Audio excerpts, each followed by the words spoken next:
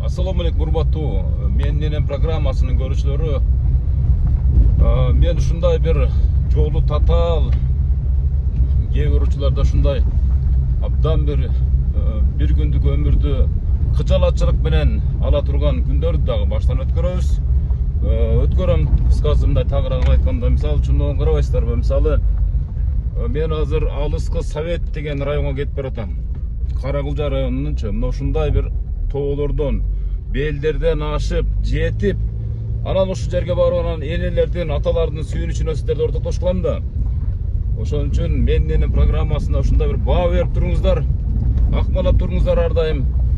Араңдан зорго кетип баратам, чынын айткандачы. Ушунчалык жол татаал. Бирок Кудайым ошого жараша күндү дагы салкын кылып кармап турат. Ушул өмүрзак тартып алсын деген ниетте деген бир өзүмдүн тилегим бар да, ушундай бир ойдомун. Анда акмалап туруңуздар. Алдагы мүнөттөрдө дагы бир сүйүнүчтүү сиздер менен чогуу күбө кылам. Бир нерсени белгилеп айтып кетейин, ушул Касым деген ушул Россия жергесинде бир агабыз бар.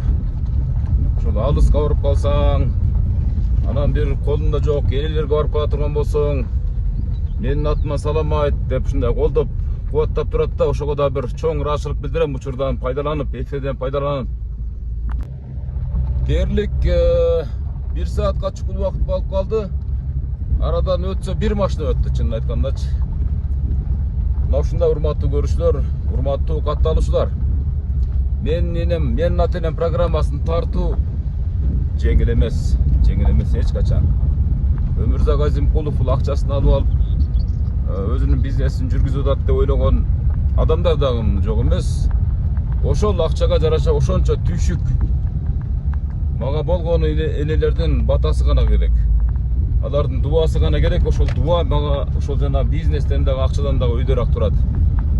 Мына ушундай урматтуу көрүүчүлөр, ушул анча-мынча чыгарылыштарда ушинтип арыз арманымды айтып дечү бир жагдайым бар, туура түшүрүңүздөр.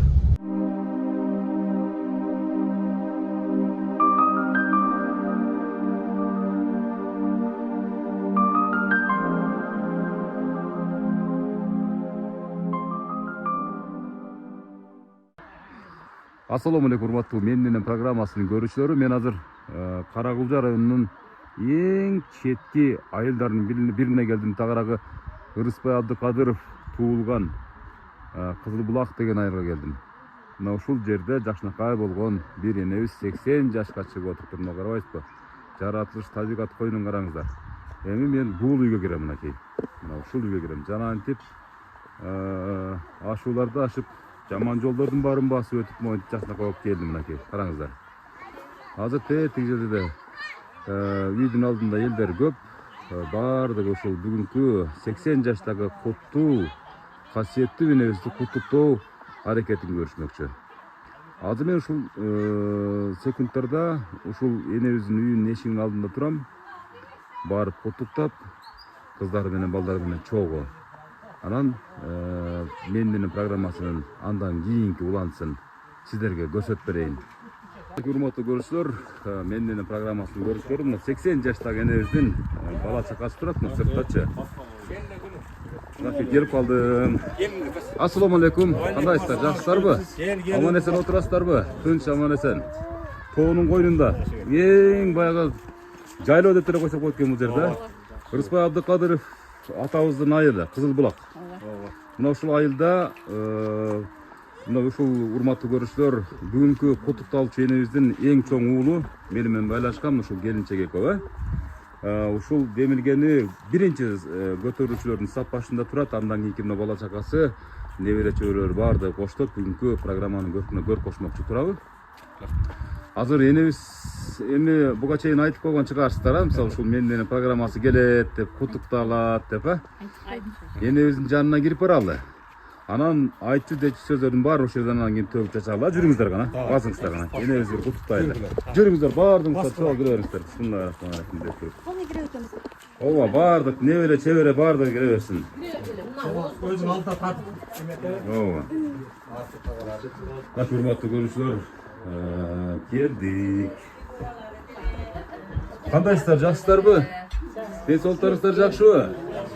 Бұл Менденен программасы. Бүгінгі енебізді құттықтайын деп атайын сіздер топтап отырабыз. Енебіз сіз берде отырасыз? Мен сізді төрде екенде біздеп қалыптым әне. Қандай отырасыз әне? Жақсы отырасыз ба? Жақсы. Туылған күнді баштап алдыңыз тоғының чоқшында. Жақсы. Менденен программасы келет деп ойлаушы белеңіз. Ойлаушы деле меселемейін, әйін. Мана балам бәрін бұйыштырып, үш айыма қылып қойды, тура. Абдулда қауыз. Өші чоң балам. 80 жасқа шығыпсыз. Ешбір ойланбайды ешкім, 80 жасқа шығып жатырмын. Жалған айттым ба? Турабы, қараңыз.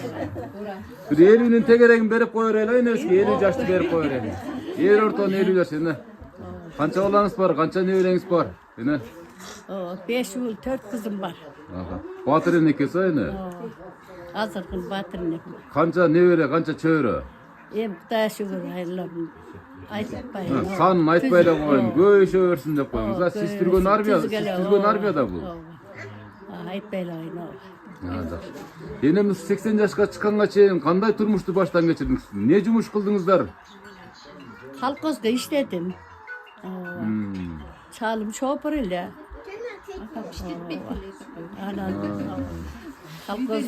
Kolxozun işinde жүрдüm bana. Sayız malında. Sayız malında. Çöğün orup degende, başkasını kılıp degende, al mezgilde bardı uşunday. Jaşo öyle. Mal uşunday zamanla da hazır жақшылығым болып отпай. Hazırkı zamanda bir süret söperiңiz. Hazırkı zaman kандай? Hazırkı zaman жақшы, бар жоқ бар. Hazır жаштарға. Tөгül çaçıldın ha? Бар жоқ тияқшы бер. Az o maldarda sal tartış ilgeri emeli. Жақсы ene. Мына ушул Менденен программасына жалаң şu енелер чыгып куттукталышат да. Балдары, мына ошо өзүңүз айтып атасыз 9 баланы. Бапесте перезеге жеттирип чоңойттуңуз, ошолордун үзүрүн көрүп атасыз. 80 жашка чыксаңыз дагы белиңиз бөкчөйбөй, көзүңүз чөкчөйбөй, жакшынакай болуп отурат экенсиз. Кол чаап койсуңар ошо 80 жаштагы энебизге. Кудай буйруса 100 жашка келейли, 100 жылдыгыңызга келейли. Ушинтип бакылдап сүйлөп турайлы эми келип алып туруп. Кудай берген жашты жашаймайын. Sen aytам да. Эне бүгүн мына ушул урматтуу көрүүчүлөр, биз ушул Рыспай Абдыкадыров атабыздын ушул айылында жашаган, энебизди куттуктап атабыз. 80 жашка келсе дагы мисалы кабагым кашым дебей, мына ушул тоонун чокусунда чыйрактыгын көрүп атасыздар. Мына ушул кебетеңизден Кудайым жазбасын. Ушинтип ойнап көрүп жүрө бериңиз эне. Мына карабайсызбы, сизди куттуктайм деп тоонун чокусу дагы үйүңүз толтура коноктор келиптир да. Мына ушул үкөлөрүңүзгө, бир туугандарыңызга бүт сөз берейин. Андан кийин анан сизге кайрылып келейин, а? Кандай дейсиздер? Туурабы? Кайсы кимден баштайлы? Анда алдыңыздардан өткөнгө туура келет да, бир аз сиздерди ары бери кылам, бир жарым саат, 1 саатча. Ооба. Ооба, сизге келет мынакей. Эң жакшы келет. Кандай отурасыз? Да, шүгүр. Энебиздин кимиси болосуз бүгүн? Лукас болом. Лукас, бир тууган. Эң жакыным мен. Эң жакын. Эң жакын. Мына ушул сизден bir kutuktoo жүрөктөн чыккан. Энебизди бүгүн сөөгүн агартабыз эми. Кудай кааласа, баарыбыз ошону юбилейинде теңшерип бололу, ушунун көңүлүн көрүп отурайлы да баарыбыз келип отурабыз. Абжа эми эмне дейбиз? Баарыбыз бириктирип ушу сиздин юбилейиңизге келип отурабыз. Ömrünüz uzun bolsun, den solunuz çın bolsun. Daima şu baldarınızı asıyın görün, çayın için, toydun görkü olarak jüreveriniz. Sizge den soluk kılarız. Kuday vergen uzak ömrünüzü yaşap jüreveriniz. Bu söz ya, sizge kağlarız. Kol çap olsun akey. Ağa üstümüz жақсыда kutlu olsun ha. Kuyo bolduk, kandan keyin deytin akey. Ova, özünüz okşaştıra öğrengen bunu akey. Bugün enebizdi kutlu olsun. Bugün şu 80 yıllık merakanız bilen. Şu toyumuz kutlu olsun. Şunu bu bärimiz suyunup, her yerden çoğulup, Pişkek'ten beri çoğulup gelip oturağız. Sizin şu 80 yıldığınızda kutluktap getirdi de. Gençoğluğunuz çıkmasın, şu baldardın günü için görün.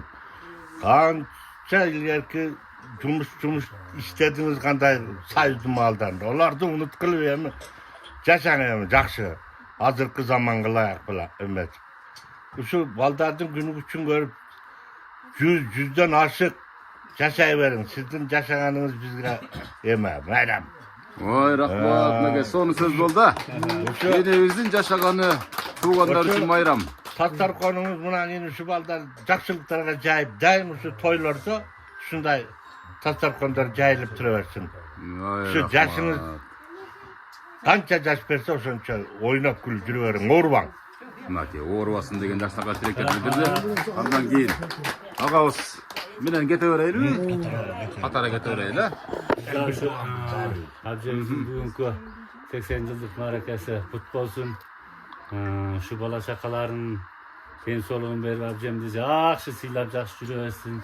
Абже siz de ушул балдарды кандай мээнет менен багып, кандай мээнет менен өстүрүп ушул эрезеге жеткиздиңиз. Эми балдардын жақсы чайларын ичип, өзүңүз үчүн бир жашап жақсы күндөрдү көрүп жүрө бериңиз. 70 жашты желкелең, 80'di серпип салыңыз, 90'ga толук жетиңиz. 90'dan narkı ömürdü özünüz oylap çeçiniz. Agabız atayım daярданып келип турат, мына сөз айта алайын деп. Бул жакка келелиби, мынакей Бишкектен келген коноктор көбүрөөк экен бүгүн, Ошо атайын Бишкектен атартып келип, мынакей сиз кимсиз болосуз?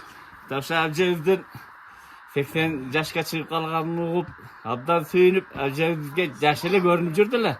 Карасак 80'ge чыгып алыпты. Бирок дагы эле кары эле. Дагы эле жаш көрүнүшү. Биз 80 жаш бербейбиз. Ошону айтам. Аш барса 50-60 деле беребиз. Ошону айтам да. Ушу өмүр ден соолугун берсин. Ушу балдарынын пешенесине, биздин пешенебизге ден соолукта болуп эле, күлүп жайнап эле ушу дастарканды көрүп эле жүрө берсин. Ушу өмүр тилейбиз, ден соолук тилейбиз. Ушу абжеме. Жалпы туугандар ден соолукта ынтымакта болуп жүрө берели ушундай тойлорду өткөрүп. Ай, рахмат. Урматтуу көрүүчүлөр. Мына ушул сүйлөнүп аткан сөздөр агабыз көрөбүзбү, ким көрөбүз? Сөздөр. Бишкектен келди дейтем, сизди сыйлашып атат, эми атарып алыстан келген конокторго сөздү биринчи берели деп жаба. Ana. Siz kimsiz olasiz? Men shu abjem bolot menden. Men ulardan keyinki bir tug'anlardan kichkinasidan ulug'rog'i o'shin.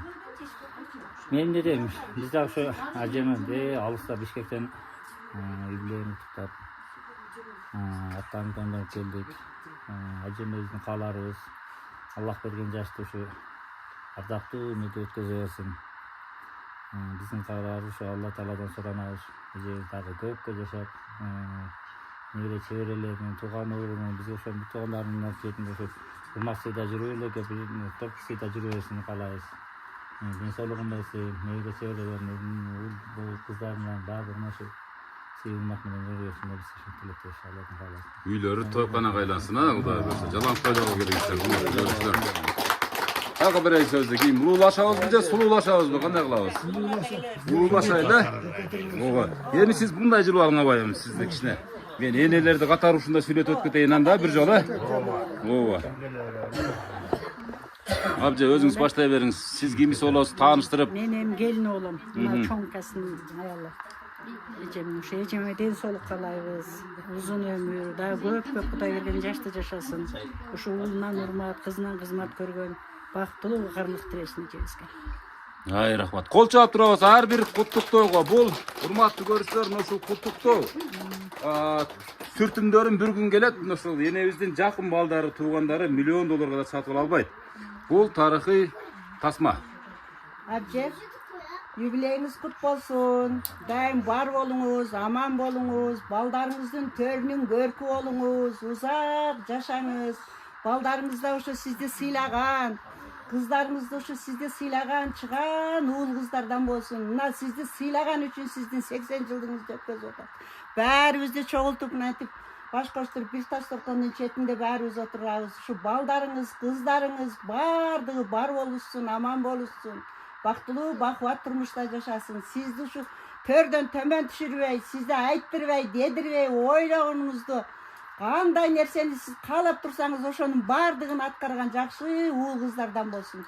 Şu daima bar bolunuz, aman bolunuz, uzak yaşanız. Allah Taala oşo sizge dagı 100'den aşkan jaş bersin.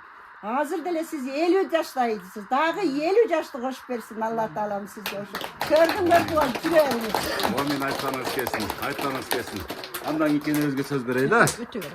Men ушундай туруп ушундай. Макул. Сулуулугум көрүп койбосун деп айтып бериңиз мени.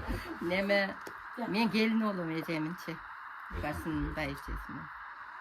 Мен эмне демекмин? Мен деле ушу эжеме ушу чында бүгүн аябай жакшы күндөрдүн бири болуп атыптыр. Эжем үчүн, бала чакасы үчүн, биз үчүн деле. Şu ecemiz şıltosu menen bäribиz топтолуп чогулуп, бир дасторкондон таам сызып, көрүшүп, сырдашып, сыйлашып отурабыз. Бери карап сүйлөңүз, бери карап. Анан эже ушу 80 жылдык юбилейиңиз кут болсун. Сизди 80ге чыгып калганыңызды такыр эле ойлонбоптуз. Мен оюм 70'tin эле нар жак бер жагы деп ойлоп жүрчү элем. Мынантип убакыт өтүп 80ге чыгыпсыз. Жап жаш көрүнөсүз биз үчүн.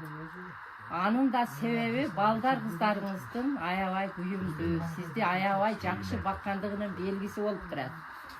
Дагы ушу мына балдар ушундай уюштуруп, апамын ушу 80 жылдыгын белгилеп берели деп мынантип келиптир. Бул да болсо өтө бакыт, өтө кубанычтуу күн. Ушу өмүрүңүз uzun bolsun, dagı жашаң. Baldardın çayını aябай içip atasız. Dagı nevrelerдің çaylarını için. Жақшы doğrulardı süre veriniz. Tuğan uruklarınыздың bala çakanın şu törünün körkü olup жүрө бериң эже. Бактылуу карлардан болуңуз. Бала çakaları, kız kırkınları bağırыңар. Бактылуу болгула. Силер дагы şu 80'ge 90'ga çıkıp Sizlerin de юбилейлериңер болуп турсун, ошондо да чогулуп туралы. Ай рахмат. Эле бериракчы боло бериңиздер, берирак. Канан кайра ыңгайлашып аласыздар. Неметер? Ооба. Сажыл боласыздар, мынакей урматтуу көрүүчүлөр. Биз эми ушундай таризде ушундай шартта тартканга туура келет. Баарын эле көрүп билип атасыздар дегендей. YouTube'dan görөбүз сени Тумба. Кана эже өзүңүз тааныштырып эле куттуктай бериңиз. Мен сиңдиси болом. Бир тууган. Атасынын кызы болом. Атасынын акасынын кызы болом. Акасынын кызы. Aynen. Аже, биринчиден сизге ден соолук, узак өмүр, дагы көп жыл. Алла таалам канча өмүр берсе, ошону дайым ушу чуркап жүрүп өткөзүңүз, ушу балдардын төрүндө төрдүн көркү болуп жүрө бериңиз, жүзүңүздөн күлкү кетпесин дайыма. Небире чебире кыбыраларга чейин ошолордун тойлорунда жүрүңүз. Дайыма ушундай дасторкондордо бирге бололу. Баарыңарга рахмат, ошону уюштуруп кыздар, балдар. Баарыңар силер да ошо Ажеме сыйласаңар, силер да ошо кыздарыңардан, келиндериңерден сый көрөсүңөр. Ажем, 80 жылдыгыңыз кут болсун, өмүрүңүз узун болсун, ден соолугуңуз чың болсун. Келин алып келген чаар болуп отурасыз, кыздарды онорго кондуруп отурасыз. Мына небере чеберелердин жакшы чайларын ичип жаркылдап эле жүрө бериңиз. Ар дайым ошо жакшы күндө ошо бирге болойлу, ден соолугуңуздар болсун, ошо балдарыңызга рахмат. Жаркылдатып, сизди 50 жашта кыдай кылып жаркылдатып отурат. Мунду эжебиз артист экен, карабайсызбы? Сону сүйлөп койду. Кудду мени өз пешенесинде отурганда сүйлөп. Бактылуу болуңуздар. Үйрөтөт. Таланты бар деңе, таланты бар. Ооба, музыкамыз музыкант, Биз деле келин болобуз. Анан эже эмне дейбиз, ушу 80 жылдык юбилейиңиз менен куттуктайбыз. Биз ошол аттар Бишкектен келдик, эжебизди куттуктайлы, сүйүн үчүн тең бөлүшөйлү деп. Ден соолукта болуңуз, оорубаңыз, ошо уулдан урмат, кыздан кызмат көрүп, ушулардын төрүнөн түшпөңүз, туугандарыңыздын, балдарыңыздын, кыздарыңыздын. Ушу балдар, уул кыздарыңыздарга да рахмат, баары ушу уюштуруп ушундай сиздин 80 жылдык юбилейиңизди белгилеп атышат. Сизге узак өмүр каалайбыз. Ошо балдарыңыздын төрүндө биздин төрүбүздө ойноп күлүп жүрө бериңиз. Ай рахмат. Кол чабабыз, урматтуу көрүүчүлөр. Мына эжекебизге сөз берели. Siz kimsiz olasiz? Men gelin болом, Бишкектен келдик атайын. Атайын Борбордон келдиңиздер. Абжебиз үчүн келдик. Абжебиздин ден соолугу чың болсун. 80 жашка дагы 20 жаш чыгып 100 жыл деген юбилейине келели. Жакшынакай балдар тарбиялап чоңойтуп, эмгеги зор деп ойлойбуз. Шуну эжем балдары сыйлап, төрдөн түшүрбөйдөй. Жакшынакай кылып мына Оштон менин апамды передачасын чакырганы дагы аябай ыраазы болуп атабыз. Эми Кудайым ушу Кудай берген жашта көп жашап, төрдөн түшпөй сый урматта жүрөбүзүн дейбиз. дайым жакшылыктар болсун. Бишкектен көрүп турасыздар ушу менин программа. Көрөбүз да. Көргөн үчүн айтып атпайбыз. Ушул элебиздин ушул программага каттап туткан балдар кыздарына Балдардан көп ошо менин передачасына биз көп көрөбүз да. Биздин көп нерселер, көп эжелерибиз, эмелерибиздин 60 жылдык 50 жылдыктарын көрүп атабыз да, ошон үчүн айтып атабыз да.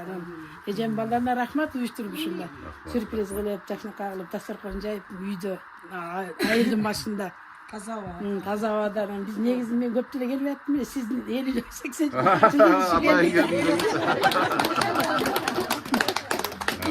мынакей урматтуу көрүүчүлөр, эң жакындарынын сөздөрүнө ортоктош болуп атасыздар, Абияктен 80 жашыңыз uzun болсун. Ар жагында дастаркан үстүндө күлүп жайнап жей бериңиздер. Бул башка кеп мынакей. Бул башка кеп. Оппа деп туруп эми агабызга сөз берели. Ага, сиз дагы инилер болосузбу? Инилер улам. Абже, 80 жашыңыз. Bayramınız kutlu olsun. Жандарда şu көп жашаңыз, жүзгө чейиңиз, 100 жылдык тоюңузда чогуу болойлу. Şu жакшылык тойлоруңузда баарыбызга şu насип кылсын. Şu бала чакаңыз, баардык şu неберелериңиз сизди сыйлап ушунча 80 жаш тоюңузду өткөрүп атышат. Баардыгына şu Алла ыраазы болсун. Абже дагы бир жолу бактылуу болуңуз, жүзгө чейиңиз. Рахмат, рахмат. Сонун сөздөр сүйлөшө деген. Ана. Кичинекей ана. Siz özünüz söyley beriniz, anan keyin buga söz berебиз кичинекейлерге, ана. 80 жашыңыз кут болсун, өмүрүңүз узун болсун. Келечекте дагы жакшы күндөрдү алдыда өткөрүңүз, балдар кыздарыңыздын неме убайын көрүңүз, небере чеберелерди чоңойтуңуз. Ушулардын тоюнда дайым жаркылдап жүрө бериңиз. Эне угуп атасызбы жакшы сөздөрдү? Эне жанагы караганда да жашарып кетип байкадыңыздарбы? Кайра кызарып сонун болуп калды. 40ка чыгып калды азыр. 40ка чыгып калды деп байкадыңыздарбы? Кана? Апче 80 жашыңызга кут болсун.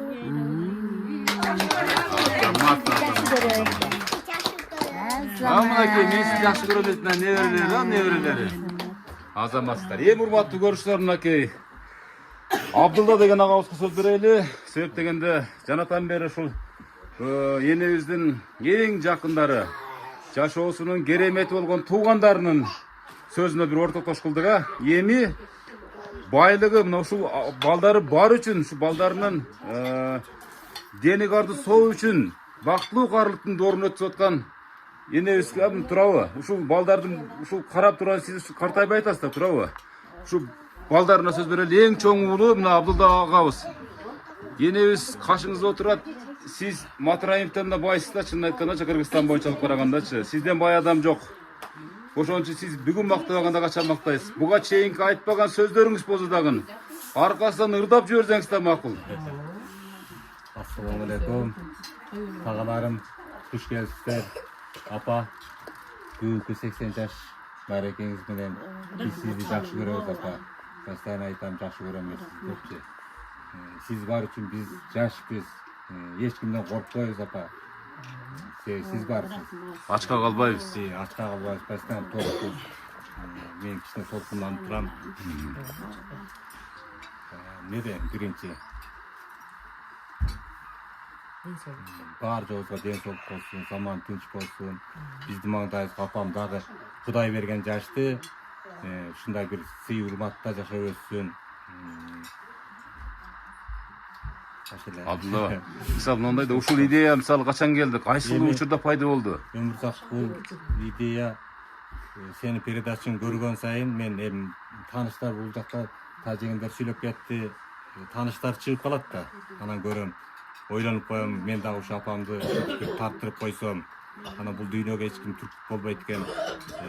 Көзүбүз өтүп кетсе, бизден кийинкилер ушу көрүп, эскерип, ушундай болгон экен деп бир тарых болуп калат деген ой келди да. Анан ушу бир туугандарымды уюштуруп, ушу апам быйыл 80ге чыкты эле, ушуну бир белгилеп коелу. Тагаларым менен деп. Себеби мен булар менен сыймыктардан ушулардан агарып көгөрүп атабыз. Ушу апам ушулардын эжеси, биз ушулардан бактылуу болуп атпайлыбы?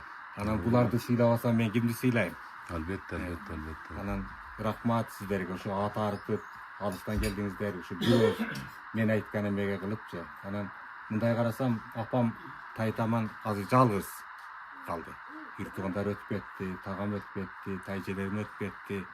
Анан ушу бир эстелик болуп калсын, тага журтума дагы, анан өзүм туугандарыма, бала чакама деп идеяны ошондой бир эме кылдым эле да. Азыр ушу секундда ишке ашырып кулай буюрса, мынакей. Ашып, анан биз ушул туулуп өскөн жерибиз, кичи мекенибиз, атабыз Кыргызбек Абдыкадыровдун айылы. Биз ушул жерде чоңойгонбуз. Ошол киши ушул жерде ырдап, чоңор тартып чоңойгон. Аны дагы келсе барып музейин көрүп келесиң, көргөзөбүз. Рахмат сага дагы. Жолдун алыстыгын карабай, жолдун жамандыгын карабай, бир ооз айтканыма мейли ака барам деп, керек болсо мен эрте менен барам деп мына келдиң. Рахмат сага. Сен өмүрүң узун болсун, ар дайым ушундай нерсени тартып, элдин рахматын алып жүрө бер. Рахмат, урматтуу көрүүчүлөр. Келиңиз ака. Кана, келиңиз. Майли. Мына сизди көпчүлүк колдоп атат да, билбейм, абжебиз ырдап берем деп атат. Сиз сүйлөп бериңиз, кана. Биз эми бүгүн ушу сыймыктанып турган күнүбүз. Апабыздын 80 жашка келип, ушу бизди ушунча даражага жеткирип, чоңойтуп, мына туугандарын чакырып. Апам менен мына акам менен менин ортом өзү 5 жаш экен. Ушудан кийин 5 жылдан кийин төрөгөн экен апам. Уже сал эркек акырып чоңойткан экен да меничи. Ошол баягы тарыхты айтканда эле менин жоруктарым айта беришет да. Ошондо бир жоруңузду айтып берип коюң эми ошо айтпаңыз эми. Аны менин туугандарым өздөрү айтып берет. Болду. Анда эжелериңиз айтып берет андачы. Анан ушу апама ден соолук каалайм ушу. Өмүрүн ушу Алла таалам канча жаш берсе, бактылуу өмүр сүрүп өтүңүз ата ушу. Ден соолукта болуңуз ушу. Ар дайым ушу апамызды жакшы көрөбүз, сыйлайбыз. Апам бар болсун десеңиз ошо. Ана колун кармап, жытын-жыттап коюш керек. Сөзсүз түрдө урматтуу көрүүчүлөр, мынакей энесин сыйлоо мына ушундан ашсын эч качан кемибесин эне. Ошону айтам да, мынакей бардык мына туугандар кашында өзгөчө мына ушул жолдун татаалдыгына карабай, алыстыгына карабай, жамандыгына карабай, алыстан келген Бишкектеги тууган урук балдар, бала чакасынан дагы бир кол чаап коебуз. Мен ойлодум эле. Bir 5-6 adam gana gelse gerek депчи мындай чокугачы. Бирок караңыздарчы, урматтуу көрүүчүлөр, энебиздин ушунчалык кадыр баркынын бар экендиги мына ушул азыркы биз тартып аткан тасма айгинелеп турат. Эже, эң чоң кызы мен болом, эң сулуусу мен болом дедиңиз да жаначы. Анан ырчысы да мен болом дедиңиз. Бирок биринчи куттуктап айтыңыз, анан кийин ырдап бересиз кана. Мен ушул байыченин эң улуу кызы болом. Апа, ушул 80 жашыңыз кут болсун. Эч качан оорубаңыз. Бизди пешенебизде эле күлүп жайнап төрдүн көркү болуп жүрө бериң. Эч качан кайгырбаңыз. Ушу тууган урук менен, бала чакаңыз менен ар дайым жакшы күндөрдө эле жакшы төрүңүздүн көркү болуп отуруп жүрө бериң. Тагаларым сиздерге дагы рахмат. Ушу сиздерден агарып көгөрүп антип. Ушу байыченин немесинен көгөрүп атабыз биз. Сиздерге дагы рахмат. Сыйлап келгениңиздер үчүн. Сага да чоң рахмат балам. Ар дайым элдин кызматында жүрөйүн. Рахмат эже, мына урматтуу көрүүчүлөр көрүп атасыздар. Эгерде мына эң улуу кызы болом деп атат го. Эгерде эне сиз деле мына ушул абжебиздей болуп кийинипчи, жолукту айзанынан салып жүрсөңүз, подружка десеңиз эч ким жок дейт. Сиз капа болбоңуз, бирок чын айтканда. Мен мына подружка менен келдим, кандайсыңарда бир вечерге барсаңыздар эч ким айырмалай албайт эне. Чынын айтып коеюн. Ушундай болуп жүрүңүздөр, ар дайым. Мына ушул бактылуулук, мына ушул бүгүнкү күндүн каарманын ушунчалык мына жанатан бери башында мисалы энебиз кандай болор экен деген өңүттө кыжалаттанып отурат эле. Байкадыңыздарбы? Кандай болуп өтөт экен деп. Бирок эне азыр бардыгы жайында, максаттуу иш пландар ишке ашып, мына көңүлү дагы жай баракат болуп, энебиздин бетине кан жүгүрүп калды жанатан бери. Байкап атасыздарбы? Энебиз эми өзүн эркин сезе баштады. Кана келиңиздер, мына эң чоң келини мен болом. Апама эң ушул картайбай турган тамакты берген мен болом деди жаначы. Кана сизден сөз болсун. Куш келипсиздер. Биринчи очередте ушу бир туугандарына чоң ыраазыбыз. Бир ооз айтканда келгениңиздерге. Мен ушу апам менен жыпарга ишенген жок элем, билет. Анан эне бул энем экөөбүз Советтеги мурунку ажыке неме бар эле го? Универмаг.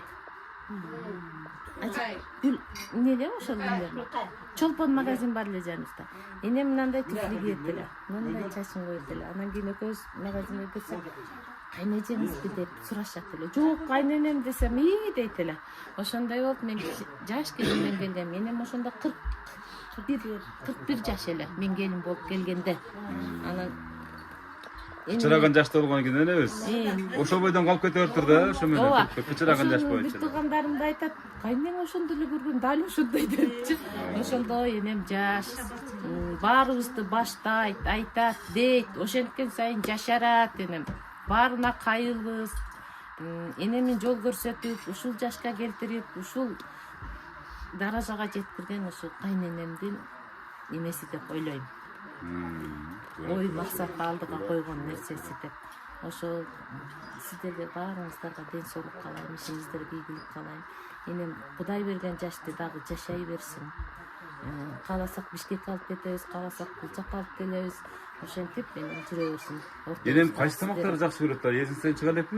Энем көбүнчө суюк тамак жакшы көрөт. Ошондой бени? Анан шорпо, кайнатма жакшы көрөт. Куурулганды көп жебейт, плов жебейт. Плов жебейт, курдак жебейт. Жана башка. Эне анча чипси жеп турасыз, кола мола ичип турасыз. Кандай жебейт? Негизи картайбоонун секретин ушуда турабы? Кола ичпейт, чипси жебейт, крешки жебейт. Ошо мени 80 жылдыкка деп жолдошторубузга биз дагы салым кошуп келген бизбиз. Ошо мына экинчи Биз дагы дейт. Ооба, жаратан бери эле балдар айтып атат, биз деле барбыз дегендей кылып атат. Мисалы негизи урматтуу көрүүчүлөр, негизи мына жолдошторуңуздар деле жөн айткан жок. Мына шептер деп сүйлөп атат жаратан бери, начальниктер деп сүйлөп атат. Эми ошонун арасында албетте сиздер да барсыздар. Сиз да келин болосо? Мен экинчи келин. Ооба, мен деле келгениме мына 30 жылдан ашты. Кудайга шүгүр, ушу энемдин артында ушу агарып көбүрүп биз дагы уулдарыбыз чоңойтуп эми кайнене болгону калдык биз дагы. Эне 80 жашыңыз кут болсун.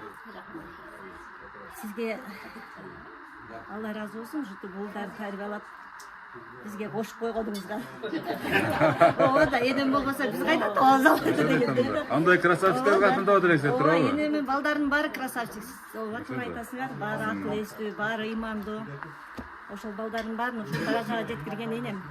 Эми Кудай буйрса, энемин жолун жолдоп биз дагы ушундук чайларды ичип, биз дагы ушу небере чебере көрсөк деген бир ниеттердебиз. Кудай буйрса, энеңиздин батасын ала берсеңиз, сөзсүз түрдө бумеранг кайтар дүйнө турабы эне? Болот сөзсүз. Бата алганга эле аракеттенип атабыз. Энебиз бар, биз жашпыз. Дагы деле. Ушу энебиздин ден соолугу чың болсун. Аллахым ушу дагы өмүрлөрүн узун кылып бере берсин. Төрүбүздүн көркү болуп ар дайым ушу жадырап жайнап жүрө берсин. Ушу жакшылыктар боло берсин. Тагаларыбызга да ушу тай жеңелерибизге чоң рахмат. Ушу биздин кичине той мааракебизге келгениңиздерге Алла разы болсун баарыңыздарга. Рахмат, чындап Алла разы болсун сиздерге. Мына энебиз, эне анча көңүлүңүз көтөрүлүп калды эне. Сүйбенен бул балдар мындай эме кылат деген оюмда деле жок эле. Ооба. Кесели келгенде мындай кылым деп мен Абдулда балам келип эле. Ооба. Кокуйду уюштуруп эле балдарды анан айнан көлүнө койбойсуң десем, жок апа. Эстелик болуп калсын деп, а? Болуп калат. Ошону айтам да. Мына кийини жанатан бери ушул сиздин көңүлүңүздү көтөрөм деп аракет кылып атат да, мына бир туугандарыңыз отурат, мисалы келиндериңиз отурат, өзүңүздүн канжаңыздан алган балдар, кыздарыңыз менен сүйлөп атат. Мунун баары сизге эне. Бул дагы аз, Кудай буйрса мына ушул дагы алдыда абдан көп сюрприздерибиз бар деген бир жакшы ниеттер бар экен. Ошол максат ишпандар ишке ашсын эне. Ошол күндөрдө да ушинтип алдыңызда бакылдап сүйлөп келип ушул сюрприздерди тапшырып кетейин, а ушул тоонун чокусунда болсо дагы эне. Рахмат саата балам, ооба. Ал жерден келдиңер. Рахмат. Мына бул жерде дагы бир жаркырап жайнап бир эки бир мырза менен бир айым турат да, ошол энебиздин кимиси болосуздар. Куттуктоо сиздерден болсун. Биз кичине азыр убакыт деген ушундай өтө ылдам учап турган экен. Эми азыр биз чыбалып, того чыгып, өзүмдүн балалык кездестип, мен бул жерге тайнемди ээрчип көп келчүмүн. Азыр ошол раматылык тайнемди эстеп, ошол баскан жолдорду, ойногон кездерди, ошол жерлерди бир айланып кыдырып келдик. Көп толкунуулар болду. Көп эскерүүлөр болду. Биз бир катар эстеп келдик. Азыр мына Абжемин 80 жылдык юбилейине келип отурабыз. Абже 80 жылдык тоюңуз кут болсун. Ар дайым жакшылыктардын үстүндө, ушу уул кыздардын дасторконунда болгон ошо төрүндө болуңуз. Ушу мен ойлонуп турам, ишенип турам. Балдардын, кыздардын алдында ошо бактылуу, дөөлөттүү карылыкка жетти деп сени баарыбыз келип куттуктап отурабыз. Ар дайым жакшылыктын үстүндө болуңуз. Уулдун урматын, кыздын кызматын көрүңүз. Туугандар менен бир болуңуз. Ар дайым ушу төрдүн ушу көркүн ачып эле ушу акыл маслахат айтып жүрөңүз, бар болуңуз. Аллахым ушу баардык жакшы нерселерди сизге насип кылган болсун. Мен айтканыңыз келсин. Мынакей неберлердин сөздөрүн дагы бир баш неберлердин бир жакшынакай бир сөздөрүнө күбө болдук а. Сиздер да бар болуңуздар, энебиздин батасын алсаңыздар, Кудай буюрса балдарыңыздардан кайтат бул көрүнүштөр. Ушундай учурлар. Кааласа мынакей эже келиңиз. Эже бүгүнкү майрамыңыз менен аябай сонун мареке болуптур. Уулдарыңыз, кыздарыңыз негизи эле бүт жакындарыңыз менен дайым жакшылыктын гана үстүндө болуңуз. Нурбек бала чагымды өскөн жерлерди бир көрсөтүп келейин деп бизди тоого алып келди. Көрүп гүлдөрүн терип тоонун кучагында албетте ушундай сонун жерде төрөлүп, сонун жерде чоңойгон адамдын ден соолугу мыкты болот деп ишенем да. Ошон үчүн бул кыргыздын жүрөгү тоо деп согот ар качан. Бар болуңуз, ден соолукта болуңуз, сыйдын үстүндө жүрө бериң майрамыңыз менен. Рахмат. Мынакей неберesi да бир майрамыңыз менен деп коелу. Тоого чыгып келдиңби? Укмушко эмне болсун? Гүлдөрдү карачы, гүлдөрдү. Ойбой. Атасына балалыгын эстеп койду да. Урматтуу көрүүчүлөр, мынакей бардык ушул жерде тегеретип отурган туугандары жүрөктөн чыккан сөздөрүңүздөрдү айтып бүттүңүздөр, а? Кудай кааласа энебиздин нар жак бөлмөдө да бир тууган уруктары бар экен. Күйөө балдары дешип атат. Мен ошого барайын анда, жакшы туруңуздар. Мынакей. Өмүзак бул жакта Бул жакта балдары. Энебиздин балдары. Күйөө балдары, а? Бул жакка келсеңиздер энебизге жакыныраак. Досумдун бажасы. Досумдун бажасы Абжапар жездем. Бул менин бир тууган эжем. Бул күйөө балам. Мынакей күйөө балдары, бир тууган эжелери. Ден соолукту кош берсин. Ушу каарылык дөөлөттү берсин, балдарыңыздын төрүндө эле жүрө бериңиз жаркырап. Очап коебуз, мынакей жакшы көрүнүш. Курукту көтөрүп бирөө келатат, жаш футбол кечен. Агабыз ким болот? Юбилейиңиз кут болсун, өмүрүңүз узун болсун, ден соолугуңуз чың болсун. Ушу балдарыңыздын алдында, улардын төрүндө небере чебирелердин жакшылыгында жүрө бериңиз. $1000 мынакей, $1000. Жакшы карындык берсин сизге. Рахмат, айтканыңыз келсин. Кана келиңиз аке. Кана мага сүйлөй бериңиз, кана.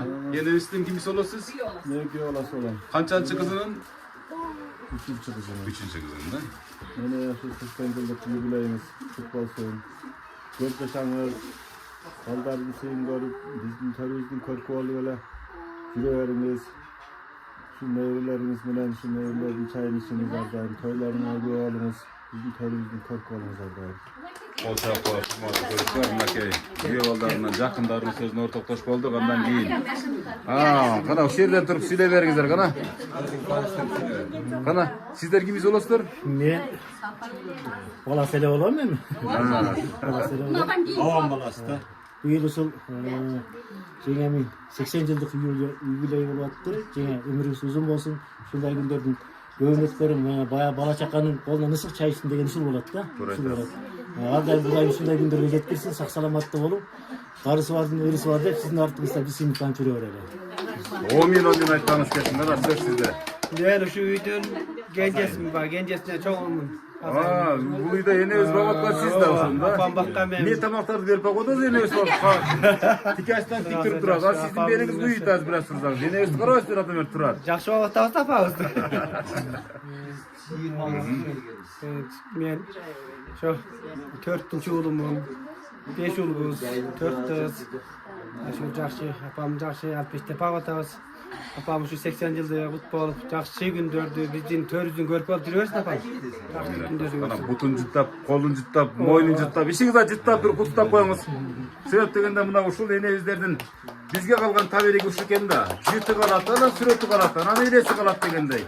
Анан бир күнү келет ушундай энебиздин элесин эч качан акчага сатып ала албай турган ушулар келет. Кана эже? Куттуктоо сиздердин болсун. Мен экинчи кызы болом. Апа, 80 жашыңыз кут болсун, өмүрүңүз узун болсун, ден соолугуңуз чың болсун. Биздин төрүбүздөн төмөн түшпөй, балпайган байбиче болуп эле жүрөрүңүз. Ден соолугуңуз болсун. Биз сизди жакшы көрөбүз. Кана куттуктап жыттап коюңчу эжем, мынакей экинчи кыз болот экен, урматтуу көрүүчүлөр. Кыздар ушинтип куттуктап турса, балдар ушинтип куттуктап турса, карлыкка бале барбы эне, турабы? Ушинтип эле турса, үйдө жакшылыкта ушинтип биринин артын бирин ашып кана. Кана эже, сиз кимсиз болосуз? Мен үчүнчү кызы болом. Үчүнчү кыз болосуз. Энебиздин боюн сиз тартыпсыз, Апа, бүгүнкү кутпаңгыраңыз кут болсун, бар болуңуз, бизди ушу жарык дүнүйө алып келген сизсиз, биз сизди жакшы көрөбүз. Мынакей, биз сизди жакшы көрөбүз дейт, урматтуу көрүүчүлөр. Дагы бир ушундай жакшынакай болгон кызынын сөзүнө ортоктош болдук. Эч качан ушул энебизден жакшы сөзүңүздөрдү аябаңыздар. Кудай буйрса, энебиздин батасын берип, батасын сиздер алып турсаңыздар, эч качан жаман болбойсуздар. Турабы эне? Болду бул жакта, куттуктоолор. Кана жүрүңүздөр эми. Небер балдарбы? Мынакей эне. Отуруң эне, отуруп алыңчы кана. Энебизди канча тургузуп койсоң эле тура берет экен, бирок эч мындай белиңиз уюбайбы, бутуңуз уюбайбы, кадимкидей эле жүрө бересиз. Жок, андай. Мына соксойгон тоолорго кадимкидей чыгып түшө бересиз, кадимкидей. Тоогойм чыкпай калдым анан. Жок, азыр мисалы бир пробовать этсеңиз чыккандай эле болуп турасыз да, мисалы, тура чыгып деле келсеңиз керек деп ойлойм да, мисалы ушул турушта. Бирок ары бери басасыз, тынбайсыз. Басам, ооба, эси эле тоо чыкпечөбө басам. Ооба. Жакшы. Эне ушул жерде ырдайсызбы же тиякта ырдайсызбы, айтың. Туугандардын арасында себеп дегенде ушунчалык суранып атат да. Ушул ырды. Мен ырдатпайлы койбойсуң. Жок, эне коюң болбойт. Ондо мен кетпей коймас үйүңүздөн эне. Кана жүрүң. Кана, келиң жүрүң эне. Туугандардын арасына барайлы. Кана, сен бери карачы кана. Энең куттап койчу, колуң кармап кана. Ай азаматына. Небере жыттын жыттаган энебиздин бүгүнкү күндө кубанычында чек жок.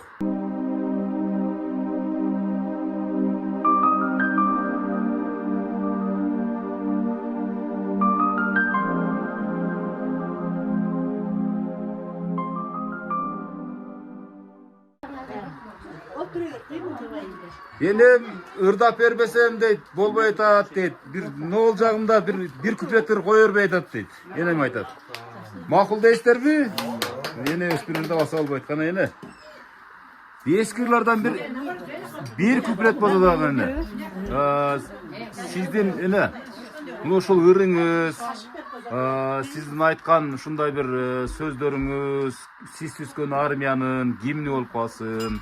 Сөздөрүңүз болсо таберик болуп калсын. Апамыз сөз бир куплет ырдатып коюңуз деп жең ичинен мага кабар берип аткан балдар кыздарыңыз. Апам дейт, о ташкат отуруп ырдайт дейт, корого чыгып ырдайт дейт. Бирок ырын толук уга элекпиз дейт да. Эмнени ырдайт болду экен депчи. Бул дел болсо бербейт-пи? А? Кана, эне ыр сизден болсун. Баарыбыз кунт коюп угуп турабыз, а? Агарып чачтын тарасы, ачылып тиштин арасы. Карыбаймын дечелемей, карылдык келдей карачы. Уланып кетебиз, сени. Уралып көйнөк кийчелем, төбөгө чачты түйчелем. Пенсия күтүп талларды, ей, алы кезде кайдан билчелем. Ой, азаматсына көрмат. Барбы дагы эне?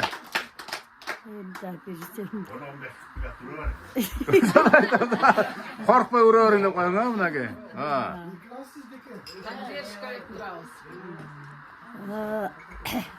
Эсмеде чыгып калбады да бир.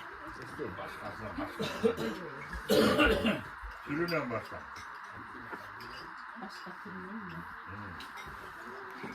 Em olsun bilmiyorum. Mayli başkasında. Başkasını da belirtkenine esna. Gel asın tokoya, gel asın tokoya aralap. Barcın bucu çatsa balap. Baldarın çıksa akıldı ey. Bakkanın gitmez talalap. Vay azamat kol, beni vesgine vaylem ha. Mına uşuncha 80 yaşka çıkıp ырдамак түгүл мисалы, чынын айтканда мисалы баардык эми ден соолукка байланыштуу болот, туурабы?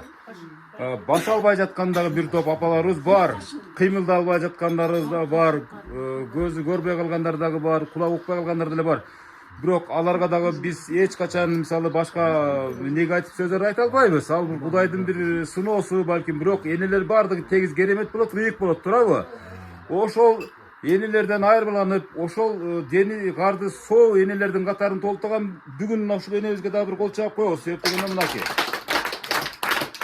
40тан ашкандан кийин көрүүсү начарлап, кулак укпай калган жарандарыбыз бар, мырзаларыбыз, туурабы? 40тан ашкандан кийин энебиз азыр могу жердеги тоолорго жөнүнө чыгып келем дейт. Ушундай күчү бар, ушундай кереметтүү энебиз тоонун чокусунда жашагандыгын бир сыр ушуда экен да. Ошол чокка чыгып анан кийин бир терең кере дем алып келесиз. Ден соолуктуңуздан чындап келесиз. Азамат сени. Урматтуу көрүүчүлөр, дагы калдыбы сүйлөй тургандар? Сүйлөй тургандар калбай калган болсо, жана ушул жерде келгендердин бирөө ырдап берем деди энебиз үчүнчү. Бир ырдаталы, аксакалдардын батасын алып, энебиздин батасын алып жыйынтайлы. Анан кенен-чонун уланта беребиз. Аккордеон систелер ырдап койсо боло берет. Живой деле. Кана мөшөк өтүп кетейин анда. Ошол жерде разашынчалык мурдунан өпкөсү көрүнүп турган бир агабыз турат да, күлүп жайнапчы бир куплет ырдап берем деп. Кана аба. Kılımı dardan kılım garıtkan, kıyalımda gündüz canıra. Balcıttan taptu kımızday,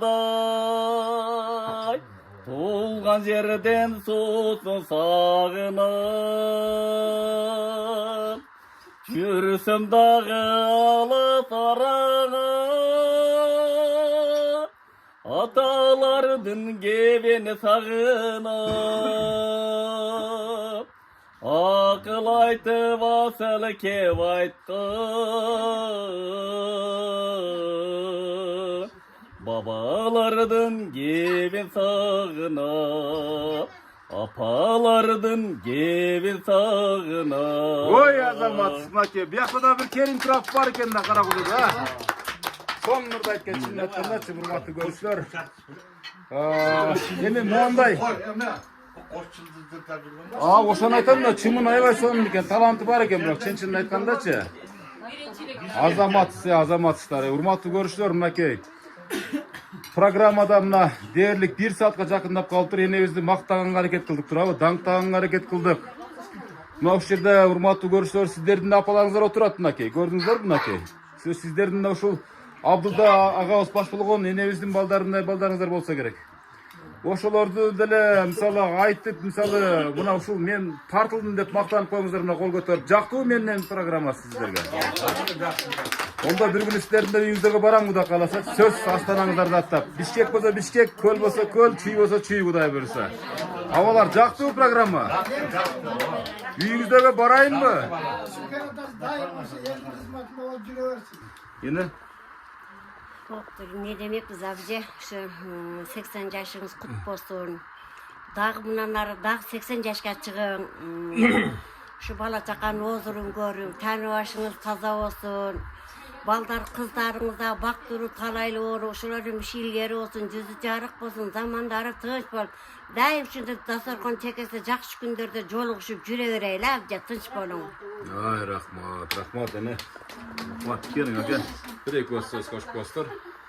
Абже, мына бул баардык адамдардын айткан сөздөрүнө кошулабыз. Алла Таала сизге узун өмүр, чын ден соолук берсин. Балдар кыздардын, нерелердин жакшы күндөрүңө Аллахым сизге насип кылган болсун. Балдар кыздарга да Алла Таалам ушул жаман көздөн, жаман сөздөн, курдоматтан, табигаттын бөөдөгү сактасын. Жүрөктөрү ыймандарын бекем кылсын, ырысларын кең кылсын, ден соолуктарын чың кылсын, өмүрлөрүн узун кылсын. Алла Таалам ушул ар убакта жакшы күндөргө, ушу жайылып турган жакшы дасторконго жеткенге баардыгыбызга насип кылган болсун. Ар убакта туугандардын арасында каңа десем сөйлөп алам. Söyle verin o. Bu kıvançlığın belgisi, suyunuşluğun belgisi. Эми ден соолук чың кылсын апча кыскасы. Балдары жакшы күндөрүңөр. Ardayım işte. Desoltun çürüyorsun. Ne ediniz ha? Gelin hadi. Sizden söz basın. Ne diyeceğim buna? Aldıda Hemşehrim hakkım жақсы сөздер айтып өтүштү. Ошонун баарына кошулабыз. Биринчиден ден соолук, uzun ömür, ар дайым ушу бала чаканын алдында балкайган байычып ойноп күлүп жүрө бериңиз. Дасторконуңуз ар дайым жакшылыктарга жайыла берсин. Чекесинде ар дайым тууган уруп бала чакка небере чеберлериңиз болсун. Ден соолук чың болсун дейбиз, эже. Ойноп күлүп жүрө бериңиз. 100 yaş karşısında niyet kılavuz ha, buradan birisi ha. Oo, bana. Men acak otulayım. Bana kesin. Amcam ne deyiz şu? 80 yaşınız kutlu olsun. Densoğunuz çın bolsun. Balların günü için görüp, şu tördün görüp görüp balpayan bey çöl жүрөөрүң. Buyursa Xudo xolasa 100 yıldın sana çoğu olalı. Tegele şu kelgen kişiler uyuңuz turgan ardayım şu toyuna roy gelsin. Cevaptın çıkın ola.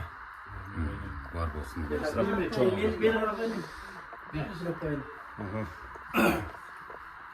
Эми абжа ушул бала чакаңыздар менен пейлиңиздерге береке толуп турсун, пешенеңиздерге бак таалай конуп турсун, жакшы деген мына ушундай күндөрүңүзгө жаратканым ыраазы болуп турсун.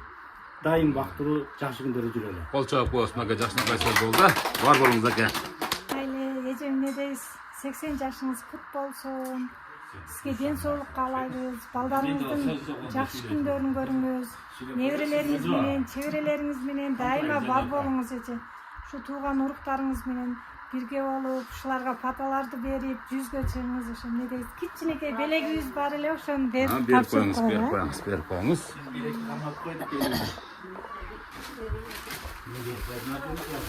Siz kimisi olasınız? Gelin o. Gelinlik mi?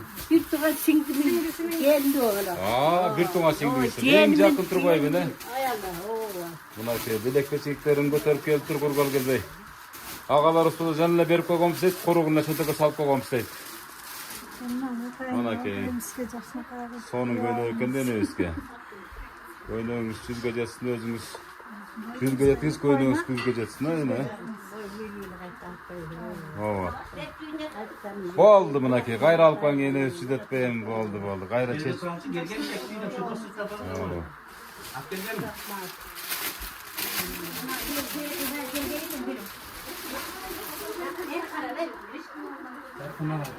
Buna ki, akjolukları salıp degende özün başına.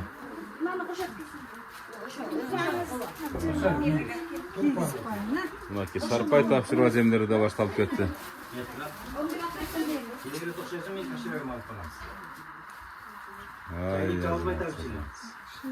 Mal sallayı degen. Ha, malga dep aldınız bunu ne? Göçe deseniz de.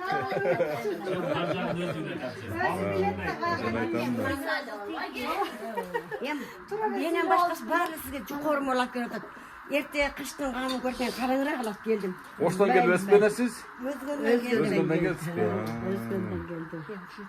Дайым ушу бала чаканын печенесине барып алып, төрдүн көркү болуп, дайычы болуп жүрө бериң, Keyif koydu bak tekrar. Gelmiş ya. Keyif koydu şu. Gel. Hatta gitsin. Oradan bu köşkede kalsın. Rahmatayım. Bak size götür. Tamam tamam. Kaçsın gelin. Abi niye sağda işte. Kısma kaçacağız. Tamam öyle tamam. Ay rahmat, hurmatly görüşler. Жакшынакай көзөргөндөр, бул биздин када салтыбызга тийиштүү түртүндө.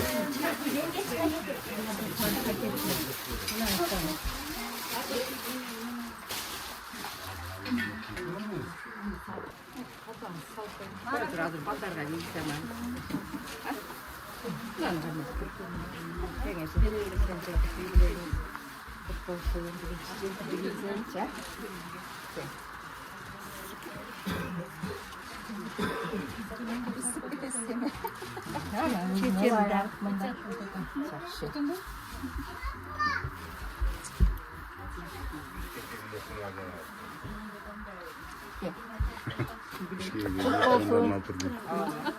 Ana kanıyor ki bir kanıyor ki. Buna kadar ödemez nasıl? Ova. Bir kan yerttiler mi? Hayır. Hayır. Ova. Buna baldarga. Ana baldarga. Ekolaga kalpak istoy nita. Aksakalay. Sözümüzde ne var? Biz baş.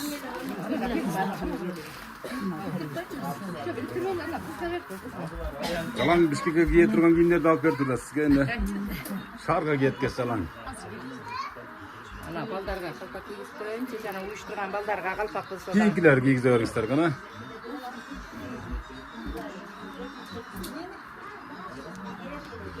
Jana aksakal ekola ne? O sırtta düşüyor.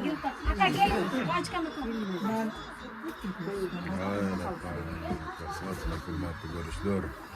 Sarpay tapşırıva zemini жүрүп атат. Kalpak istoy, kalpak başыңardan düşpey, erkek ala olu öyle, alpana raman ensem olu öleceğim. Çürüyor gile, gel. Ha.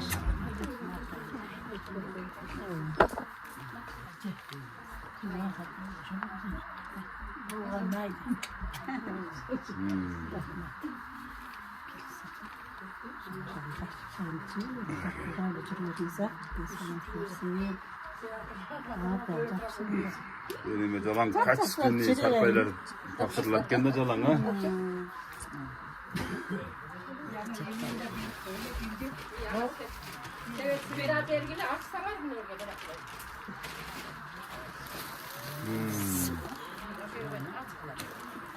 Bu boldu sebep, mınaki hurmatly görüşler. Бул жерде бүт нерсе бар. Кайра бул себет кур кетти, кайра бул толтурасыздар да. Кайра толтурбай ага жөнөтөсүздөр.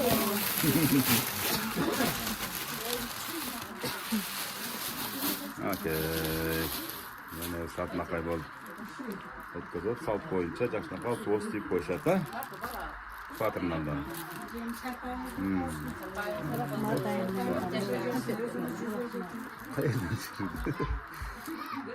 Да, как потом.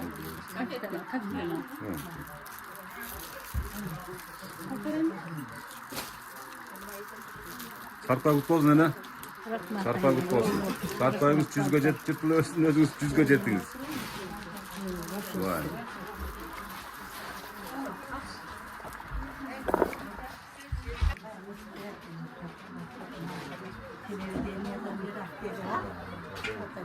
Естелик ортасын деп еметтен да.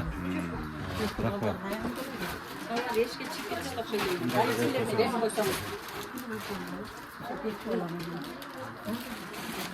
Мынакей Кудайымдын ушундай жакшынакай күндөрүнүн бир күнү болуп, мына бүгүн жене сиздин жакшынакай байрамыңызга келип отурабыз. Ден соолукта болуңуз, өмүрлүү болуңуз. Уул келиндериңиздин, кыз күйөө балдарыңыздын, неберелериңиздин, чеберелериңиздин жакшы күндөрүндө төрдүндө эле толуп жүрө бериңиз. Мен ушул жерге келгенде 75-жылы келгенде жеңем жаш болчу. Дагы деле көзүм ошондой жаш кезиндегидей көрүнөт. Канчалаган уул кыздарды акам болгондо мына ушу жакшы күндө акам экөө бирдей көрмөк. Тагдырдын жазган экен, буйруп насип экен. Ушу күндөрдү акам көрбөй кетти. Мына жеңем ушу жакшы күндөрдү, ушу жогоруда айткан бала чакаңыз менен дайыма көрүп, жакшы күндөрүндө төрдүндө эле болуп дайыма бар болуңуз. Мына тууган урук бүгүн ушу жеңемин ушул майрам күнү менен чогулуп отурабыз. Бардыгыңарга ден соолук өмүр берсин, тынччылык, аманчылык болсун, бак-бат жашоо болсун. Дүнүйө эли тынчтыкта болсун, дүнүйө элинин катарында биздин Кыргызстаныбыз да аябай тынчтыкта болуп, гүлдөп өнүп өссүн. Ушу кыргыз элинин катарында биздин кечирип коесуңар. Мына Атамбековтар, Атамбековалар дагы дайыма бар болсун жакшы күндөрдө. Жеңе. Кана эже, сизден куттуу. Жеңе. Ушу сиздин торколуу тоюңуз кут болсун, жеңе. Ömrüңүз uzun болсун. 80 жашыңызга дагы 80 жаш кошулсун. Бар болуңуз. Şu uğul kızlarınыздың урматын, сыйын көрүңүз. Невре, кыра, тыыраларды жетелеп жүрө бериңиз. Бал тойган байбиче болуп, төрдөн төмөн түшпөй, уğul кыздардын урматы сыйын көрүңүз. Туган урубуз бардыгыбыз бар болойлук, бир болойлук. Заманыбыз тынч болсун. Кыргызстаныбыз өнүп өссүн. Şu zaman baldarыбызга кут болсун. Бардыгыбыз бир болуп, кубанырып, жакшылыктарда чогулуп жүрө берейлик. Дагы бир жолу 80 жашыңыз кут болсун. Тынч болуңуз. Рахмат. Келиңиз аке. Сиз дагы. Баягы сүйлөдүм мен жөнү коюн. Сүйлөдүңүз. Майра, эмне дедилер? Бул эми бүгүн биз үчүн өзгөчө күндөрдүн бири болуп атат. Жеңе юбилейиңиз кут болсун. Кудайым мээримдүү ар дайым сак саламат болуп, эл ичинде кадырбат болуп жүрө бериң. Туугандар ынтымак бололу. Бул ынтымакчылыктын белгиси. Мына бүгүн баарыбыздын башыбызды бириктирип атабыз. Баардык жаман нерседен оолак бололу. Кудайым буйруса ушу өнүгүү жолунда кетип атабыз. Биздин мамлекетте өнүгүп өсүп, алдыңкы мамлекеттерге теңелсин. Заманыбыз тынч болсун. Биздин балдарыбыз, анын балдары ушу кийинки урпактарга да ушу жакшы заманды кут кылсын. Ар дайым ушундай божорашып, Кудай мактап чыккан үстүндө отурганга насип кылсын. Ушу юбилейиңиз кут болсун. Ар дайым ушу сак саламатта чыйрак ушу калыбыңыздан жазбай жүрө бериң. Бир эки сөз кош көстүрүп сиздер дагы. Жок, жок. Ким сүйлөйт? Келип калдым нерде? Запись кетти го эже. Кеңме запись кетти бир жолу бир адам бар. Бир эки сөз жашнакай ал тургу туктап коюңузчу. Жеңе, бүгүн 80 жылдык юбилейиңиз кут болсун. Ар дайым ушу балдарыңыздын тууган уруктун төрүндө дөөлөт болуп, бактылуу карлыктын доорун сүрүңүз. Биздин башыбызда ушул жеңемкен эми аксакалыбыз. Биздин абжем айткандай эле Атамбековдордун жалаң жакшы күндөрдүн башында сиз болуңуз. Балдарыңыз менен жакшы күндөрдө, жалаң тойлордо бололу, ушул үйдө жалаң тойлор болсун, жакшы күндөр көп болсун.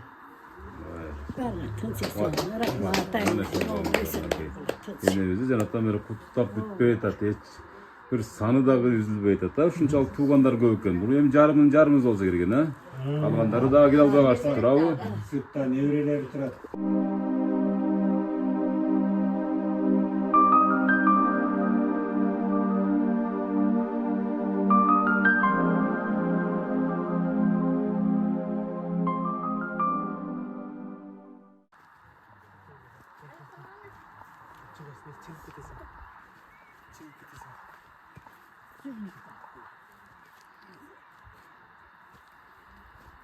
Урматтуу көрүүчүлөр, 80ге чыккан энеси тоого чыгып кеткенин көрүп атасыздарбы? Мына тоого кадимкидей чыкты. 80ге чыккан энебиз бемер алчык отуруп калды, неберелери бышылдап күшүлдөп турат.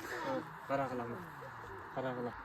Небере чеберелери эми жана бир туугандары, жакындары сүйлөштү эле. Небере чеберелери ушундай бир идея айтышты, мындай бир тоого чыгып эле сүйлөйлү энебиз ошол жерге алып чыкканчы депчи. Энебиз биринчи чыгып мына чек-чейип отуруп калган мезгили. Азыр эми мына тияктан келе атышат, биринекин жетелешип. Азыр саналуу түрдө мен ушул алдыдагы ошо небере чеберлердин баардыгынын куттуктоолорун сиздерге тартып өтөмүн. Урматтуу көрүүчүлөр, мынакей энебиздин эң кичинекей эрке баласы мен болом дейт. Ушу биринчи ушу суроону сизге берейин. Ушу эне деген сиз үчүн кандай зат? Бул эне деген табылгыс зат. Эне бул эне бейиш анын таман алдында дейт. Эненин ак сүтүн эч качан актай албайбыз. Апам бар ушу картайбай жүрөбүз да, биз да чуркап. Жап-жаш боюбуз. Ушу энебиз бар, бактыбыз бар. Апамдын ушу 80 жаш юбилейин куттуктап, ушу бир туугандар келип, небере чеберелери келип көңүлүн алып турабыз. апам эч качан картайбасын. Ушу менин тилегим бар. Ушу балдар ушу неберелерим ушу менин балдарын көрсө экен деген. Ошо Кудайым ошол күнгө жеткизсин. Ошо апа 80 жашыңыз болсун. Рахмат. Кол чаап турасың мынакей. Эң кичине эркек көрөк киши мынакей. Жакшынакай болуп кутук болсун орнады. Апам эч качан картайбасын дейт. Апам эч качан оорубасын дейт. Келин болот окшойсуз, Ушул учурдан пайдаланып мына. Кайненеңиз мез апаңыз эле болсо керек турабы? Апаңызды эле көрүп калдыңыздарбы? Жакшы калуу тилегиңиз. Апа, сиздин 80 жашыңыз кут болсун. Эч качан оорубаңыз, ден соолукта болуңуз. Дайыма төрүбүздөн төмөн түшпөй, оорубай, сыркабай жүрө бериңиз. Бизге акыл кеңешиңизди айтып, жылмаюунун гана үстүндө жүрүңүз, апа. 80 жашыңыз кут болсун. Бир куплеттерим бар эле деп коеюн. Жакшы, мына урматтуу көрүштөр. Андан кийинки куттуктоо сиздеби? Мынакей. Неберелерден эң чоңу мен болом дедим, мына. Эң уусу менмин. Апам деп эмелам, эне айтпайм. Апам деп мени караган 3 жашынан бери. Апам ошо чын ден соолук. Апам сыйлайбыз, урматтайбыз. Апам деп жүрүңүз. Ушу тоолордо чоңойдуңуз, энебиз менен биргеликте жерде. Азыр эми шаардасыз азыр. Азыр шаардамын. Кана колун кармап жакшынакай отуруп куттуктап коебуз. Кол чаап турабыз. Эң чоң небереси мен болом, неберелерден эң красавчиги мен болом дейт. Эрке небереси мен. Эрке небереси. Дагы эле пул жөнөтүп турабы пенсиядан, дагы эле эстеп турасызбы? Ой, пулуң түгөндү, ач калдыңбы, ток калдыңбы деп турган адам ушул да. Намаздарында гана өздөрүндө унутуп коет. Эсен болсуздар болду, бала чакаларым менен балдарым ушу. Ошо да. Аман эсен болсо ошол сиздердин нутугуңуздар ошол болот турабы? Сизге сөз берели. 80 жылдыңыз кут болсун. Дайыма аман болуңуз, ден соолукта болуңуз, биздин төрүбүздө жакырап жайнап жүрө бериңиз. Дайыма жаныбызда болуңуз. Мен улуу небере келиним. Улуу небере келин деп туруп. Эрке келин деп коет экен мынакей. Эми сиз эрке болгондон кийин сөз келин да эрке болот да. Сөзсүз түрдө туура айтасыздар. Кана. Келиңиз. Бул жактардан, кана. Бияктарданбы мынакей. Сиз да неберез болосуз, куттай бериңиз. Эне 80 жашыңыз болсун. 80 бул жаштын ортосу эле болсун. Эне болбоду дегенде будан дагы эки эсе өйдө жашаңыз. Ушул кызымы, баламы үйлөнгөндө батаңызды бергендей болом. Эне көрдүм. Азамат, жакшы сөз болду мынакей. Неберелердин тилектери мына. Ушу биздин тойлорубузда дагы ушу тойдун көрүп болуп төрдө отуруңуз деп тилек кылып атышат. Кана келиндер башкача сүйлөсөңүздөр деле боло берет, мисалы энелерге. 80 жылдыңыз кут болсун. Биздин арабызда дайыма бар болуңуз. Биздин төрүбүздө жүрүңүз.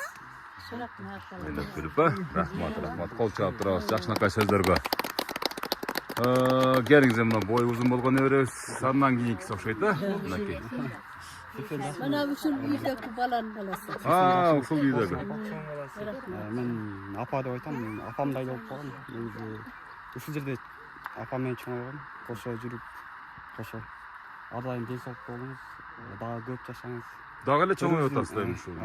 Төрүбүздүн көркү болуп жүрө бериңиз ар дайым. Рахмат, азаматсыз. Кана жакыныраак туруп. Мен дагы эне дейм, апа дейм. Апа 80 жашыңыз болсун. Өмүрлүү болуңуз. Рахмат балам. Сизди жакшы көрөм дейт мынакей. Ушулардын тойлорунда. Кана куттуктагылачы. Эне 80 жаштыңыз менен кут болсун. Туулган күнүңүз менен 100гө жетип 100дөн ашыңыз. Эне мен сизди жакшы көрөм. Азамат. Кана кийинки. 80 жашыңыз кут болсун эне. Жакшы жашаң, көп өмүрүңүз узун болсун. Мен сизди жакшы көрөм. Ой, азамат. Куматты көрсөм, мына чеберез экен. Чеберем эмне болду колго? Сынды. Чоң эне, сизге чоң рахмат, чоң атамы төрөгөнүз үчүн сизге бардыгы чоң. Сиздин туулган күнүңүз менен куттуктайм. Жашыңыз 80ден өтсүн, 100гө жетсин, 100дөн өтсүн. Ой, азамат. Соны сөздөр болду, мынакей. Кана бергечи беречи, энебизге жакыныраак кел, кана. Азамат бола келине бул. Yine 80 yılın kutlu olsun de. Yine 80 yılınız kutlu olsun. Вау, Азамат. Скажи, быстро. Давай, дай.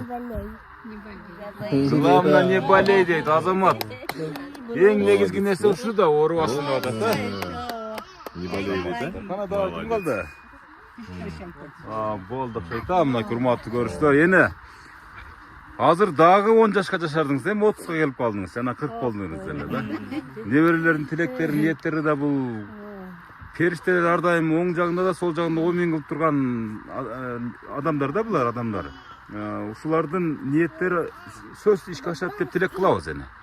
100 жашка келип, ушул жерде да бир сайраңдап, сонун кылып бир шоу концерт менен бир шоу программа менен өткөзүп туралы деген бир ниет кылабыз эми. Ал үчүн мына ушундай баталарын берип атат, неберелер тилектерин айтып атат. Кудай мырза, Кудай таалам тарабынан кабылданат деген ойдобуз. Эч качан карыбаңыз, арыбаңыз. Неберелериңиз бар, карыганга жол жок эне сизге азырынчачы.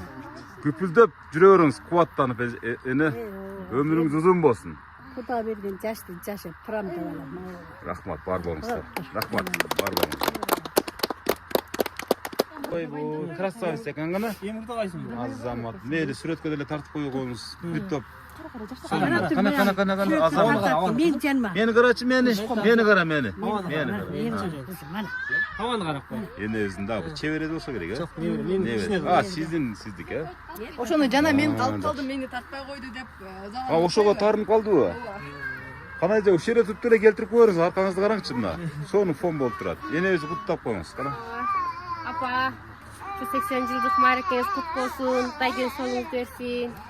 Bizim körümüzde Kalpagan, Baybuçoğlu'na sık çayınızı içip жүрөбериң, Орубаң, дайген сонуңуз берсин. Уулдардын, кыздардын чайын ичиң. Мына неберелердин чайын ичиң. Неберелердин тоюн көрүңүз. Кудайым дагы көп жаш берсин. Оорубай сыркабай ден соолукта жүрө бериңиз. Siz kimisi болот эже? Мен Küçük kızım. Buna balaman bulursun. Men kalıp kaltırdım deyip kalaskan yetelip gelip kaldım da kendi. Kanalçın onu bir tartıp koyuyorsun o perişteni. Buna karaçı. Paka. Çeviririz. Kutlukta söz aytkança kucaktaşıp veriңiздер. Oy, 80 yıldığınız kutlu olsun. Bari 90-100 yaşta görüveriniz. Kudayım baktırın, varlık versin. Yine kimiz olasınız? Men singdim. Kayınsıngisi Kayın olun. şimdi oldu. Kaynagamın kızı. Ben çok kayınsıngisi olun ben. Jengem gelgende men birinci klasda okuyorum. Birinci klasta öyleyiniz. Oy, karazаңыз. Eneniz mene teң болып қалыпсыз мынакей. Eneniz қартайып жатыр таптакыр. Жеңем жап-жаш бойдон, жакшынакай бойдон. Карыган жок, жеңем чырымдуу. Балдарын үйлөп, кыздарын берип, тындырып, мынтип бактылуу баардыкта жашап атат. Ошентип жүрө берсин, а? Орубасын. Эч качан карыбасын, орубасын. Не дедиңиз? Жеңемин жанында жүрөт элем да эсип. Келиңиз, siz kimisi olасыз? Tam şunuzda büyük güzel. Men kayınsıngisi olom, жеңем мен. Биринчиден şu торколуу тоюбуз кутlu olsun. Жеңем şu 80 жылдык өтүп атат. Жеңем ушул жерге келин болуп келгенде мен 3 жашар кыз элем. Ошондо жеңем чыбыктай болгон, суп-сулуу, жап-жакшынакай. Ушундай бир мындай. Аябай жакшынакай бир керемет адам эле. Ошол бойдон эле келатат. Ошол бойдон калыптыр. Ошол эле бойдон. Мына быйыл 80 жылдыгы өткөрүп атабыз. Жеңе Кудай кааласа 100дөн ашып жашаңыз. Балдардын жакшылыктарын көрсүн. Ушу биздин эшиктин алдында ушундай топураган тойлор боло берсин. Алыс жакындан келген туугандардын баардыгы жакшылыктарыбызга чогулсун. Жеңе той кут болсун, а? Азамат. Тойлор кут болсун. Toyunuz kutlu olsun. Uzak yaşayın. Baldardın, nevrelerden çayın uzak için. Şu 100 gavarı olan Tinç bolun, esen bolun ha. Şu baldardın günü küçüğünün daha bir çalışıyor. Tinç bolun, esen bolun. Şu baldar esen bolsun, kızlar esen bolsun. Yaşlılıklar bolsun ha. Köylerde yolun sağ. Yeni boldu kılaylayım ha. 1,5 saat boldur. Eң көп тартылган siz болдуңуз эне. 1,5 saat mındaki mendeni programmasına. Жакшы туруң, эч оорубаң эне. Bir bata verin mınакей тууган уруктун алдына, эшик алдында, ачык асма алдында. Ayranayımızda gelgen rahmat. Bala çakanlar menen tınç bolgula. Tuğan uruğunlar menen jakşı sanalaşыңар menen esen bolgula, tınç bolgula. Bu zamanımız jakşı olsun. Uşul geleceği baldardıga tınçılık zaman bol, barçılık bol. Uşul zaman kutlusun şu baldar şunu doğru sürsün, özüm de sür aylanayın oşu. Dayman tesen bolgula. Айтқаныңыз келсін. Урматтуу көрүүчүлөр, биз жана бата кылган элек, бирок сиздер келе келесиздер. А бирок азыр дагы бата кылып атат деп таң калып жүрбөсүн да, урматтуу көрүүчүлөргө айтып коеюн. Бул сыртта элебиз неберелер менен, андан кийин мынакей жакындагы бир кайын сиңдилер менен баарлашуу болуп калгандыгына байланыштуу, анан ачык асман алдындагы bir жакшынакай эне өзүнүн батасын дагы бир жолу тартууладык эне. Рахмат айнан балам. Өзүңүзгө Жакшы туруңуздар. Эми мынакей сиз мына түптөгөн армия сиздин батаңызды күтүп отурат эне. Сиздин батаңыз менен ушу көгөрүп отурабыз жанатан бери кайра айтып жатышат эне. Бир кол көтөрүп ушу дуа берсеңиз, балдар кыздарыңызга, андан кийин небере чөбөрлөрүңүзгө, андан кийин жалпы ушул аксакалдар бир бата берип койсун да, жалпы мисалы эли журтка деле бата берип койсоңуз болот сиздерчи эне. Кана, эне Омин. Эми ушул тургандарга балдарыма жок тургандарыма. Биринчи балдарыңызга, анан туугандарыңызга, анан эли журтка. Балдарым бактылуу болсун, алдандар мен тең карысын, балдарым күнүгүчүн көрсүн, кыздан кызмат көрсүн, уулдан урмат көрсүн. Ошолордун төрүндө небире сүйүп, чебире сүйүп, тынч эсен, бактылуу болуп жашай берсин балдарым. Мен айтпаңыз келсин. Сен урматтуу көрүүчүлөр, мынакей. Аксакал өзүңүз бата берип коесузбу? Ушул бүгүнкү мен сиздин жаныңызга өтүп барам кичине. Кыйнаймен кайра жылдыра берип, мына бүтүп калды программа деле, жакындап калды. Канабы? Болтур абжа, өмүрүңүз узун болсун, ден соолугуңуз чың болсун. Ушунча уул кыздарды, укаларыңызды, сиңди кыздан баарын чогултуп мына ушинтип юбилейиңизди белгилеп атасыз. Дайыма өмүрүңүз узун, ден соолугуңуз чың, ушул балдардын ызасын көрүп жүрө бериңиз. Жакшылыгыңыз көп болсун, тойдон көрүүчүлөр, биз эмне үчүн бата алып атабыз, урматтуу көрүүчүлөр? Бата менен эл көгөрөт дейт, жер көгөрөт дейт, мынакей тура эне. Жанатан бери сизди эми колдон келишинче ушул программанын ичинде эң бактылуу энелердин катарына коштум эле, чынын айткандачы. Балдарыңызга Аллахым ыраазы болсун. Урматтуу көрүүчүлөр, сиздердин дагы энебиз сыяктуу апаңыздар болсо, атаңыздар болсо, же бир туугандарыңыздар болсо, коттуктаганга шашыңыздар. Энебизге буга чейин деле акча деле берип көрүштү балдар, туурабы? Башка байлык деле берип көрүштү, бирок ушу мен менен программасын биринчи жолу каттатып атат. Мына айтайын дегеним, мен менен программасы аркылуу түшүрүлгөн тасманы бир күн келет миллион еврого да сатып албайт балдар кыздарыңыз.